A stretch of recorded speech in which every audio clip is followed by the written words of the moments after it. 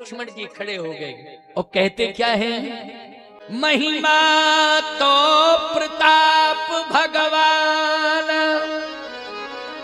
आपके प्रभाव से बोल रहा हूं, मेरा अपना कोई प्रभाव नहीं है, आपके प्रभाव से। महिमा तो प्रताप भगवान, और दौड़ करके धनुष के पास गए। बाप रो पिनाक पुराना, ये पुराना पिनाक आज ये समस्या बना हुआ है और इसने इस धरती को हिला दिया है समस्या से। आज मैं इसे छोड़ूंगा नहीं। इसका मतलब है छोड़ूंगा नहीं तो तोड़ूंगा। क्यों भाई, छोड़ूंगा नहीं तो इसका अर्थ क्या है, तोड़ूंगा। अच्छा, धनुष को तोड़ूंगा तो जनक की प्रतिज्ञा है, जो तोड़ेगा उसी के साथ सीता जी का विवाह होगा। तो भगवान बैठे ही बैठे सोच रहे, फालतू में कह दिया इससे बोलने के लिए, इसने तो डायरेक्ट कनेक्शन जोड़ दिया। और अब मैं रोकूं क्या इसे? और मान लीजिए इसने गुस्से में आकर के तोड़ दिया, तब तो समस्या में समस्या। क्यों भाई, अभी तो एक ही समस्या थी कि धनुष नहीं टूट रहा है, लेकिन धनुष टूटने के बाद समस्या में समस्या पैदा हो जाएगी कि नहीं हो जाएगी। लेकिन वाह, देखिए आप रामचरितमानस का ये प्रसंग बड़ा ही महत्वपूर्ण है, बड़ा ही मनोहारी है, क्योंकि आज धनुष यज्ञ से संबंधित चर्चा करनी थी। क्योंकि ये प्रसंग को कई प्रकार से हम वर्णित करते हैं। आज मैं भूमिका को बदल दिया, इस तरह से प्रस्तुति देने लगा। कभी आप सुनोगे तो और विधा से सुना दूंगा। ऐसा कुछ नहीं है कि एक ही विधा से मैं एक ही प्रसंग कहता रहूं, ये मेरा स्वभाव नहीं है। लक्ष्मण जी ने जैसे कहा बापरो पिनाक पुराना, ये पुराना है और मैं इसे सबक सिखाऊंगा। राजाओं ने कहा, अच्छा तुम क्या सबक सिखाओगे? सबक यही सिखाऊंगा, तोड़ो छत्रक दंड जिम, छत्रक दंड की तरह मैं इसे तोड़ डालूंगा। राजाओं ने कहा, छत्रक दंड क्या होता है? भाई छत्रक तोड़ो छत्रक दंड जिम। लेकिन दौड़ करके प्रभु के पास गए, भगवान ने कहा ये तो तोड़ने ही वाला है, और इसके तोड़ने में इसे कोई ज्यादा शक्ति की जरूरत नहीं, क्योंकि इसने छत्रक दंड घोषित कर दिया। और छत्रक दंड सबसे ज्यादा मुलायम होता है। क्यों भाई, छत्रक दंड कैसा होता है? अच्छा, किसी के खेत पर छत्रक दंड हो तो फिर जेसीबी मशीन ले जाओगे उसको उखाड़ने के लिए? छत्रक दंड जो है बरसात में खेत की मेड़ों पर पैदा हो जाता है, छत्ता लग जाता है। अब उसको छत्रक दंड कहते, पता नहीं इटावा में और रैया में क्या कहते हैं?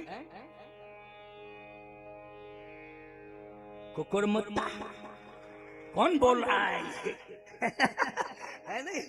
तो सोचो, देखो भाई, चलो कोई बात नहीं, ये तुम्हारी क्षेत्रीय भाषा है, लेकिन इसको दुनिया वाले सुन रहे हैं तो कह रहे हैं पता नहीं क्या बोल गए। है नहीं, बोल क्या गए? यहाँ जो कहते हैं वही हम बोल गए हैं, तुमने जो हमें बताया वही हम बोल गए हैं। हमने तो ये कहा था छत्रक दंड, रामायण में छत्रक दंड लिखा हुआ है, तोड़ो छत्रक दंड जो, मैं इसे छत्रक दंड की तरह तोड़ डालूंगा। छत्रक दंड सबसे मुलायम होता है, हवा का एक झोंका भी बर्दाश्त नहीं कर पाता है। छत्रक दंड हवा का झोंका भी बर्दाश्त नहीं कर पाता है। लक्ष्मण जी कहते हैं ये मेरे लिए छत्रक दंड है, इतनी बड़ी चुनौती बना हुआ है। लेकिन दौड़ करके प्रभु के पास गए, बोले मैं अपने बल पर नहीं तोड़ूंगा प्रभु, तोड़ो छत्रक दंड जिम का प्रताप बलनाथ, आपके बल के प्रभाव से तोड़ूंगा। अब भगवान मन ही मन कह रहे कि ये हमारा बल अपने में प्रयोग क्यों कर रहा, हमारा बल हम ही में रहने दे, ये हमारा बल अपने में सप्लाई कर रहा। और कहता है तोड़ो छत्रक दंड जिम। पता नहीं बोल गया तो इतना बोल गया कि ज्यादा ही बोल गया, ज्यादा बोल गया। सावधान, आगे तो गोस्वामी जी ने गजब की बात कही थी। क्या? बचन सकोप लखन जब बोले तो डगमगान मही दिग्गज डोले। सकल लोक सब भूप डिराने, सियहि हरस जनक सकुचान। यानी लक्ष्मण जी ने जो कहा है तो सीता जी को वो बात अच्छी लगी।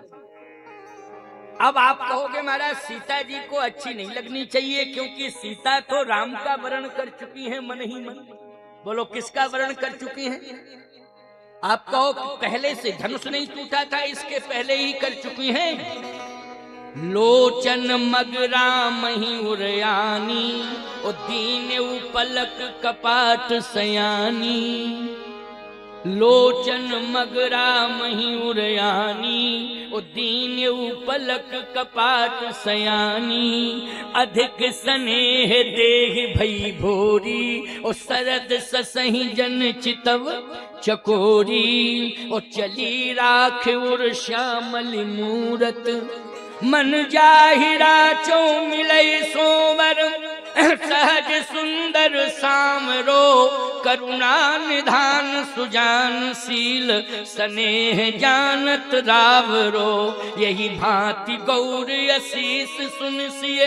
सहित ही हर्षित यली, तुलसी भवानी पूज पुनि पुनि। मुदित मन मंदिर चली, जान गौर अनुकूल। सियहि हरस न जाहि कही, मंजुल मंगल मूल। बाम अंग फरकन लगे। बोलो सीता जी ने मन ही मन किसका वर्ण कर लिया है? बोलो प्रभु राम का। चली राखुर श्यामल मूरति। अच्छा सांवले कौन है? राम जी है ना। और लक्ष्मण जी कैसे हैं? गोरे। सांवले कौन है? राम जी। चली राखुर श्यामल मूरति। लेकिन लक्ष्मण जी जब बोले तो इस चौपाई का अर्थ फिर सुन लो एक बार। तोरों छत्रक दंड जिम तो प्रताप बलनाथ, कमल नाल जिम चाप चढ़ावो। जो जन सत प्रमाण ले धावो, कांचे घट जिम डारों फोरी। और सकऊं मेरु मूलक जिम तोरी। महिमा तो प्रताप भगवाना, और का बाप रो पिनाक पुराना। बचन सकोप लखन जब बोले, बचन सकोप लखन जब बोले। तो डगमगान मही दिग्गज डोले। सकल लोक सब भूप डराने, और सिए ही हरस जनक सकुचाने। सीता जी प्रसन्न हो गई। अच्छा सीता जी प्रसन्न क्यों हुई? इसलिए प्रसन्न हो गई कि लक्ष्मण धनुष नहीं तोड़ेगा, लेकिन अपने बड़े भाई की महिमा का बखान कर रहा है कि मेरे पास अपनी कोई ताकत नहीं है, भैया की ताकत पे बोल रहा हूँ। और जब छोटे भाई में इतनी ताकत है कि भैया की ताकत पर इतना बोल सकता है, तो बड़े भैया में कितनी बड़ी ताकत नहीं होगी। इसलिए ये शक्ति का एहसास करा रहा है। और आपको एक अद्भुत बात बतावे, भगवान राम ने इशारा किया कि लक्ष्मण रुको रुको रुको रुको रुको, इधर आओ इधर आओ। क्या बात है? बात कुछ नहीं है। अरे तुम धनुष तोड़ने जा रहे हो, धनुष तोड़ोगे क्या? लक्ष्मण जी बोले कि तोड़ूंगा तो नहीं, लेकिन क्यों? भैया एक काम करूं, मैं तोड़ दूं और आप जोड़ दें और फिर तोड़ दें। भगवान ने कहा नहीं, ऐसा नहीं। लक्ष्मण जी बोले कि राम जी ने कहा कि तुमने एक बात और कह दी, कांचे घट जिम डारों फोरी। ब्रह्मांड को कच्चे घड़े की तरह फोड़ डालूंगा। तो जब ब्रह्मांड ही फोड़ डालोगे तुम कच्चे घड़े की तरह, तो फिर विवाह कहाँ होगा? अच्छा, विवाह कहाँ होगा और फिर सीता को लेके हम कहाँ जाएंगे जब ब्रह्मांड ही फोड़ डालोगे तुम? तो तुम्हें इतना तो विचार करना चाहिए, फोड़ा फाड़ी वाली बात नहीं करनी चाहिए। लक्ष्मण जी ने कहा कि प्रभु काचे घट की बात कही मैंने, पाके घट जिमदारों फोड़ी नहीं कहा, काचे घट जिमदारों फोड़ी। इसका मतलब ये है कि कुंभकार से पूछो जो घड़ा बनाता है, क्या पूछें? उससे पूछो कि कच्चा घड़ा फूट जाएगा तो तुम घड़ा फिर बना सकते हो? तो तुरंत कुंभकार कहेगा अवश्य बना दूंगा, अवश्य बना दूंगा, अवश्य बना दूंगा, क्योंकि कच्चा घड़ा फूटा है। और कच्चा घड़ा फूटा है तो वो लोग कुम्हार दोबारा बना के तैयार कर देगा कि नहीं? लक्ष्मण जी बोले मैंने ब्रह्मांड के लिए कहा है काचे घट जिमदारों फोड़ी, कच्चे घड़े की तरह। ये नहीं कहा कि पाके घट जिमदारों फोड़ी। जैसे एक कच्चे घड़े का निर्माण कुंभकार कर देता है, कच्चा घड़ा फूट जाता है, तो कुंभकार कच्चे घड़े को पुनः निर्मित कर देता है, फिर घड़ा बना देता है। ऐसे ही मैं कच्चे घड़े की तरह ब्रह्मांड को फोड़ दूंगा, लेकिन हमें विश्वास है कि मैं फोड़ सकता हूं, लेकिन आप बना सकते हैं। आप दोबारा ब्रह्मांड का निर्माण कर देंगे और दोबारा ब्रह्मांड का निर्माण हो जाएगा, तो आपकी लीला पूरी तरह से सफल हो जाएगी। लक्ष्मण जी ने कहा ये तोड़ने फोड़ने वाली बात बंद करो कि तुम फोड़ो हम फिर जोड़ें, तुम तोड़ो हम जोड़ें, तुम ब्रह्मांड को तोड़ो हम फिर उसको बनावें, ये बंद करो।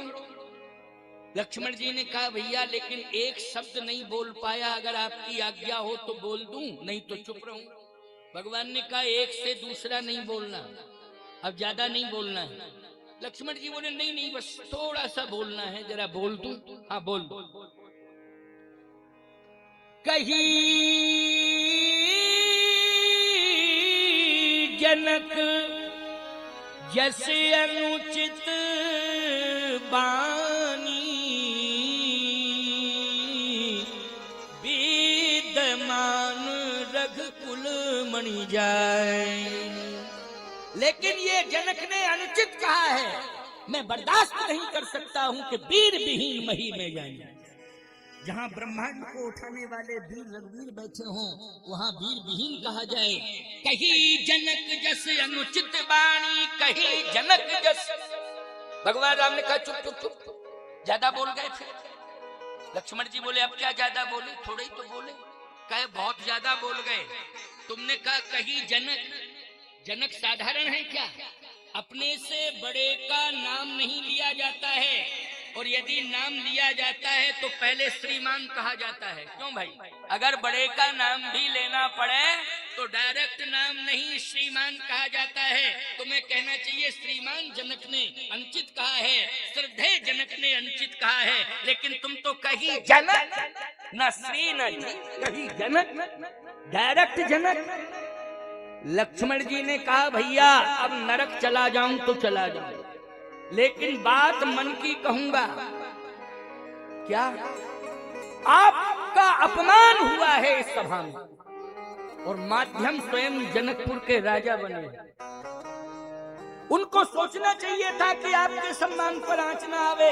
भगवान राम ने कहा कि मैंने तो कहीं एहसास ही नहीं किया है कि जनकपुर के राजा ने मेरा अपमान किया हो।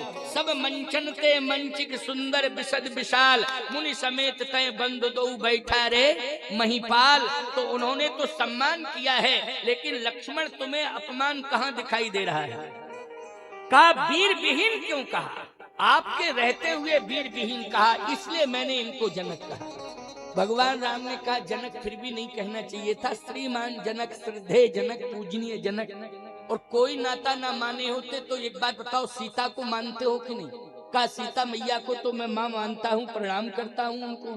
तो जब सीता जी का सम्मान तुम करते हो, उन्हें माँ मानते हो, तो ये सीता जी के बाप हैं, तो कम से कम सीता जी के बाप हैं यही समझ के सम्मान करते। लक्ष्मण जी बोले अगर भरी समाज में कोई व्यक्ति आपका अपमान करता है तो सीता जी के बाप की बात छोड़ो, हम आपके बाप को भी दो चार बातें सुना दें। अगर नरक जाना पड़े तो चला जाऊं, हमें इसकी कोई चिंता नहीं है। आप कहोगे महाराज कहीं भांग खा के तो नहीं बैठे हो प्रवचन करने के लिए, आपने भांग खा ली हो इसलिए आप बोल। नहीं नहीं, हम भांग कभी नहीं खाते, लौंग इलायची के अलावा और कुछ भी नहीं लेता हूँ। समझ गए हो कि नहीं? कभी नहीं। भले ही छोटी उम्र से साधु बन गया, त्यागी महात्यागियों के बीच में रहा, लेकिन फिर भी नशे पत्ते की आदत हमारी नहीं पड़ी, भगवान ने खूब बचाया। समझ गए हो कि नहीं? इसलिए मैं जो भी कह रहा हूँ वो प्रमाणित करके कह रहा हूँ, रामायण का प्रमाण देके कह रहा हूँ। लक्ष्मण जी ने महाराज दशरथ को खरी खोटी सुनाई। बोलो सुनाई, कहाँ सुनाई थी? प्रसंग को सुनना। जब सुमंत जी महाराज को गंगा के तट से वापस किया तो सुमंत जी महाराज से भगवान श्री राम ने ये कहा था कि पिताजी को मेरी तरफ से प्रणाम कह देना। सीता जी ने भी कहा कि पिता श्री को, सास ससुर दोनों को मेरी तरफ से प्रणाम कहना, लेकिन लक्ष्मण जी ने प्रणाम नहीं पहुंचाया। क्या कहा लक्ष्मण ने? गोस्वामी जी करे बचन कहे कछु लखन कठोरा। बोलो दशरथ जी के लिए कैसे वचन कहे? कठोर। बचन कहे कछु लखन कठोरा, ओ बरज राम पुनि कीन निहोरा। राम जी ने रोका, लक्ष्मण चुप चुप चुप चुप। पिताजी के लिए क्या बोल रहा है? चुप चुप। बार बार निज शपथ दिवाई, ओ कहे न तात लखन लरिकाई। आपको राम की सौगंध है प्रधानमंत्री सुमंत जी, लक्ष्मण ने लड़कपन में जो पिताजी के लिए शब्द कहे हैं, मैं क्षमा मांगता हूँ, लेकिन लक्ष्मण के ये शब्द पिताजी को मत सुनाना।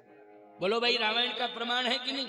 अच्छा, सुमंत जी जब गए तो दशरथ जी ने पूछा, राम वापस नहीं लौटे, सीता वापस नहीं लौटी, लक्ष्मण वापस नहीं लौटे, इन तीनों ने आखिर क्या कहा है मेरे लिए? तो सुमंत जी ने कहा, राम ने सीता ने प्रणाम पहुंचाया है। तो कहा लक्ष्मण की बात क्यों छोड़ दी तुमने? लक्ष्मण ने कुछ पहुंचाया। अब राम जी ने सौगंध रखाई थी कि बार बार निज शपथ दिवाई, कहे न तात लखन लरिकाई। लक्ष्मण के लड़कपन की बात पिताजी को मत सुनाना, सौगंध है राम की। तो सुमंत जी रोने लगे और मौन हो गए। दशरथ जी ने कहा कि मैं आदेश देता हूँ, राष्ट्रपति हूँ, तू मेरा प्रधानमंत्री है, मैं आदेश दे रहा हूँ, राज आज्ञा है, बता जल्दी क्या कहा है लक्ष्मण ने? सुमंत जी ने कहा कि अगर राजा की आज्ञा का पालन नहीं करता हूं तो धर्म नष्ट हो जाएगा, और राम की प्रार्थना को अगर नहीं समझता हूं, विचार नहीं करता हूं, तो याद रखना निश्चित रूप से इसमें भी धर्म चला जाएगा। लेकिन मैं इस समय पद पर बैठा हूँ तो राज आज्ञा का पालन मुझे करना चाहिए, क्योंकि पद से इस्तीफा नहीं दिया था, पद पर बैठे थे। तो बोलो भाई, पद का सम्मान करना चाहिए कि नहीं करना चाहिए? सुमंत जी ने कहा कुछ भी हो जाए, भले ही राम जी ने सौगंध दिलाई है, लेकिन राज आज्ञा हो गई है, राष्ट्रपति ने आदेश दिया है, मैं पालन करूंगा। कहा महाराज, लक्ष्मण ने आपको कठोर वचन कहे, लक्ष्मण ने कठोर वचन कहे हैं। सुमंत, तुम्हें मालूम है कि किसके कारण लक्ष्मण ने मुझे कठोर वचन कहे? कहे राम के कारण। दशरथ जी ने कहा कि सुमंत, राम की चिंता मुझे भी सता रही है कि 14 साल में राम की प्रतिष्ठा की रक्षा कौन करेगा? राम सेना लेकर के नहीं गया है, राम अपने साथ कोई सुरक्षा लेकर के नहीं गया है, सीता को साथ लेकर के गया है। याद रखना, सीता का कहीं अपमान हो गया तो निश्चित रूप से इक्ष्वाकु वंश का सम्मान सदा सदा के लिए चला जाएगा। यदि सीता का कहीं अपमान हो गया तो राम का नाम लेने वाला दुनिया में कोई नहीं रहेगा। इसलिए मुझे चिंता सता रही कि सीता राम दोनों की रक्षा कौन करेगा। लेकिन आज मुझे विश्वास हो गया कि सीता राम की प्रतिष्ठा पर आंच आने पर 2-4 बातें लक्ष्मण अगर अपने बाप को सुना सकता है तो लक्ष्मण के रहते हुए सीता राम का बाल बांका नहीं बिगड़ पाएगा। लक्ष्मण प्रहरी बनकर के सम्मान की रक्षा करेगा। दशरथ जी के ये बयान है, समझ रहे हो कि नहीं? इसलिए राम जी की प्रतिष्ठा पर आंच आती है तो लक्ष्मण बर्दाश्त नहीं करते हैं। भगवान ने लक्ष्मण को शांत किया, बिठाला।